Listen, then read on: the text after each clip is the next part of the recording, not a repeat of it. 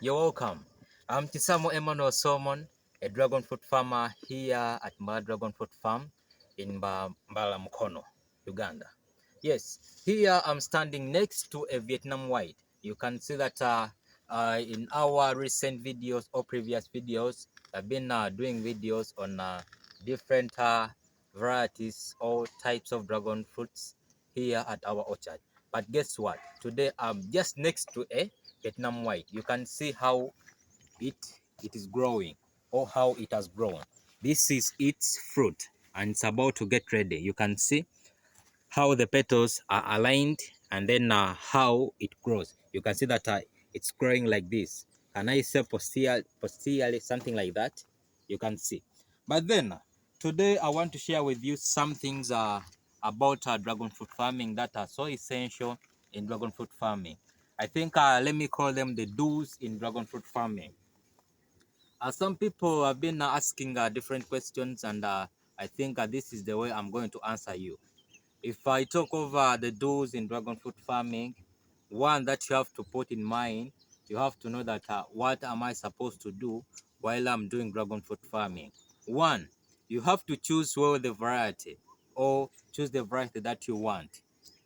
In dragon fruit farming, there is a number of varieties, but choose the variety that can be grown or that can grow well in the climate or where you are. Right now here in Uganda, for us we have a perfect environmental climate where we can support a number of dragon fruit varieties. But here it's a dragon fruit, and then this one is a Vietnam white. But then I've been showing you some others that are Moroccan red, uh, golden isis, and so on. So one of the do's in dragon fruit farming is choose well the variety that is suitable for the climate or the weather that you are in, or even in your country. And then two, in dragon fruit farming, we know that our dragon fruits, they are climbing plants, therefore they need, they need support. Sorry. Therefore, you must choose well the support. Either you can use a treated wooden pole. Why I'm insisting on treated wooden pole? One, we know that termites, they can affect the poles that we do plant. Or even you can use a concrete one. It depends on your capacity of your pocket. And then two, there are some practices that we do in dragon fruit farming. I think that's the third one. And then this is pruning. Why do we always prune? We prune to reduce on the competition.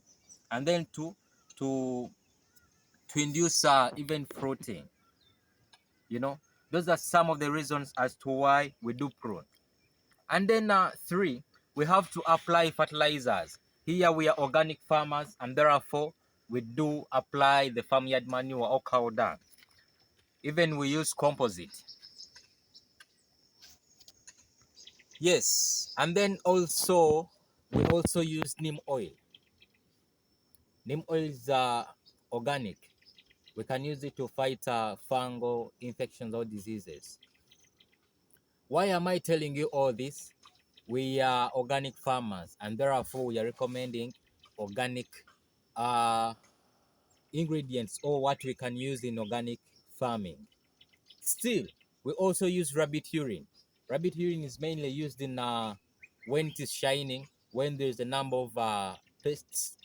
But still, this rabbit urine is a miracle one, because at the same time, it can act as a fertilizer at the same time as a pest repellent. I'm using pest repellents because some others, they can call it a pesticide, but for me, I'm using a pest repellent. And then, when you are doing dragon fruit farming, what you must put in mind is a daily inspection of your orchard. Why am I saying that a daily inspection? When you're doing a daily inspection, you also get to know that, oh, this fruit is not doing well, or this plant is not doing well. What might be the cause? And then still, you can also be able to harvest the dragon fruits early when they are ripening. You know, when you leave the dragon fruit when it's ready, and then you leave it for some time, you'll find that it has started tearing up this side. So you'll be losing. And then in dragon fruit farming, still we know that taking care of the orchard and then the spacing is key. You know, when we are practicing dragon fruit farming, as one of the do's that we must put in our mind is the spacing. We know that the standard one is 3 meters by 3 or 3 by 3. Almost that's 10 feet by 10. That's a perfect spacing. But then in dragon fruit farming, we must use the spacing that's appropriate. You know, when you use something that's overcrowded, you'll be overcrowding the plants. And then how about when you are harvesting? Where will you be passing?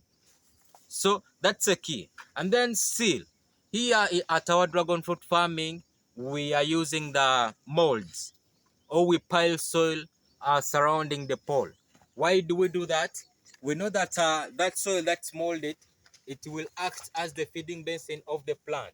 And then when it rains, you will see that there is more water for the plants. But still, there are some don'ts in dragon fruit farming.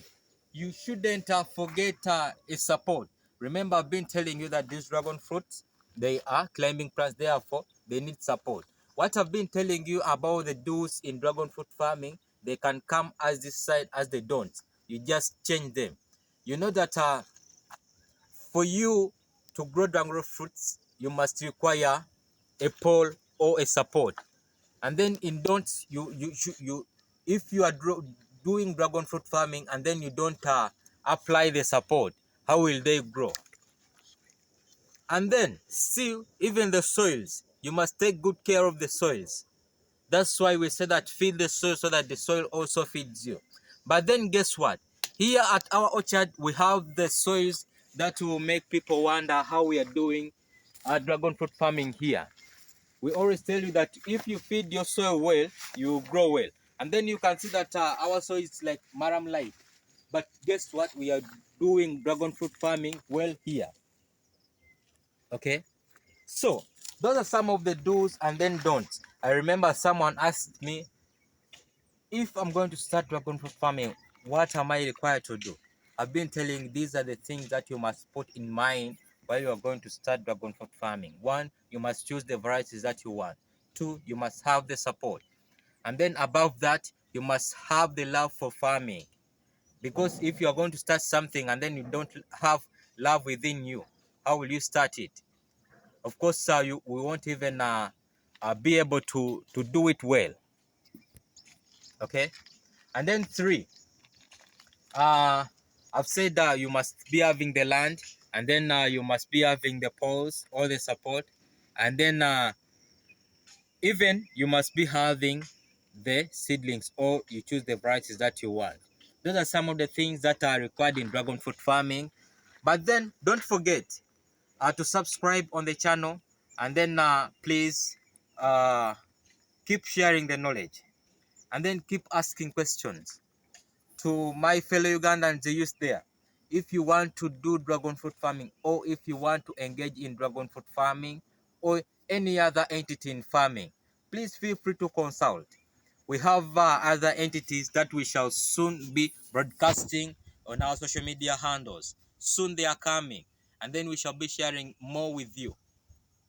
Okay, so here is our orchard that we have been sharing to you, and then some of you are interested in dragon fruit farming. But then if you are interested in dragon fruit farming, 1, you must inquire or get some knowledge from people who at least know something about what you are interested in or what you are going to venture into. This can be one entity that will boost someone's financial statuses, the dragon fruits. Okay, so for you to come and then start dragon fruit farming, therefore you must come either at the farm or seek our knowledge. We are free of sharing knowledge. We can share with you knowledge so that you also get some key points in dragon fruit farming. We are available. I want to read the numbers that you can contact to in case you want to know about dragon fruit farming. 1, it is 0700 229 290. To people who are not in Uganda, just add +256 700 229 290. and that one is the names of Kisamo Emmanuel Solomon. And then another one, it is +256 702 613053. I'm repeating, +256 702 613053. And then that's one's the names of Magembe Henry Seboa. Feel free to contact us. We are Mbala Dragon Fruit Farm. Don't hesitate to subscribe. Don't hesitate to ask any question. We are available and we are having a number of seedlings that are rooted. Yes, I remain Kisamo Emmanuel Solomon, the dragon farmer here in Mbala Mukono at Mbala Dragon Fruit Farm. Be blessed.